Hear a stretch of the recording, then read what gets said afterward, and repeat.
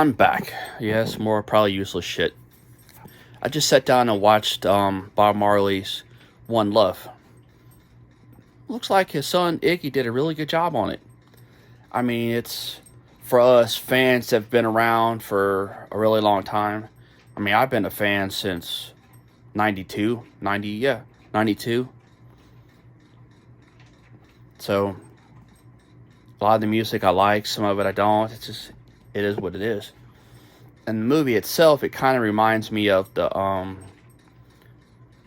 Motley Crue Dirt.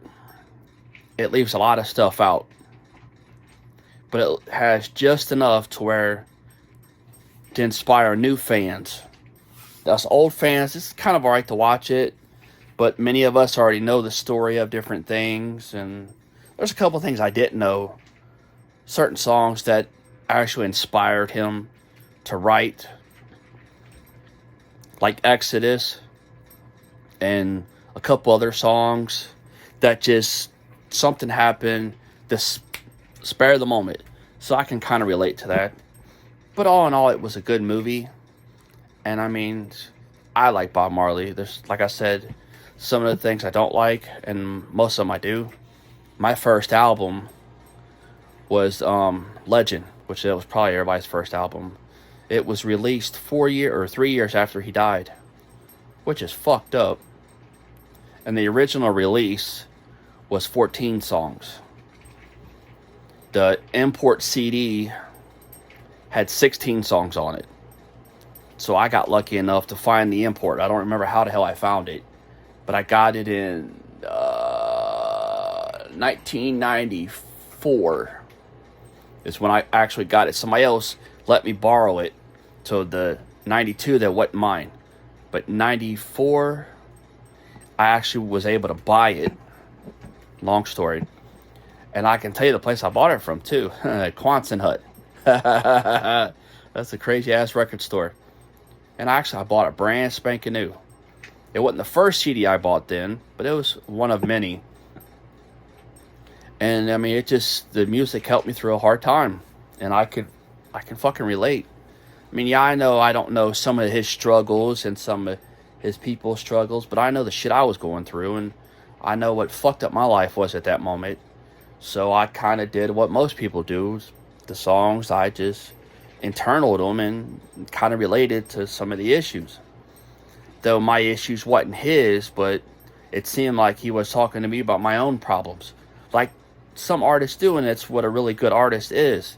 If a fan can take the songs of whoever it is and can internalize it and place it in their own life, then that means that songwriter did exactly what that songwriter intended to do. Now, being a little bit older, I mean, a couple of songs I knew what they were about. First song I ever heard before I got a chance to listen to the CD was Buffalo Soldier. I knew what it was about. I mean, I understood it, this and that. But some of the other things I didn't really know. And as I got older, I understood things and it made sense, but it's still, the way I took it initially was different. I mean, I did that with Pink Floyd The Wall. It was a way for me to escape from the hell I was going through and the shit that was just fucked up in my life. And it got me through. I mean, music actually, I mean, you'll hear me talk on this channel all the fucking time how music saved my life. I mean, between music and my grandmother, that's some reason why my ass is still fucking alive. Because that shit was rough. And it calmed the beast. Because I was a fucking little asshole, man. I was a motherfucker. It was me against the fucking world. But I know I'm getting off subject. But back to Bob Marley. I mean, the movie was good. It could have been better. But, I mean, Iggy did a good job. And I remember when Iggy first came out.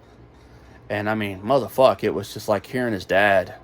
it was like, goddamn, sure that's him? Because I mean, it's the same inspiration, the same lyric, just everything. It just resonated, fucking Bob. And Iggy's about my age. Iggy, I always forget. He's about my age, a little bit older actually.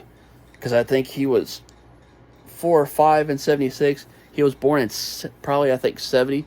69 or 70. I was born in 75. So we come up through the same generation. And the music, I could dig it. Some of his stuff, I think I got 3 or 4 of his albums. I gotta find them. I got them some damn where. But I've been so busy the past few years that music has just kind of drifted away, and I just kind of drifted away. So now I'm trying to get back to where I originally was, back into my music. To get my life back to the way it was, music-wise. Because that's the whole point of me making this channel. If you get a chance, I'm going to try to sneak some in between me talking.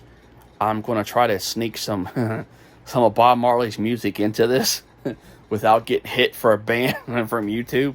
Because they've been hitting me really hard here lately on shit. But if you get a chance, go grab that album. It's well worth it. Find the one that's got 16 tracks on it. And fuck that download shit. Fuck that streaming shit, man. Go find the fucking album.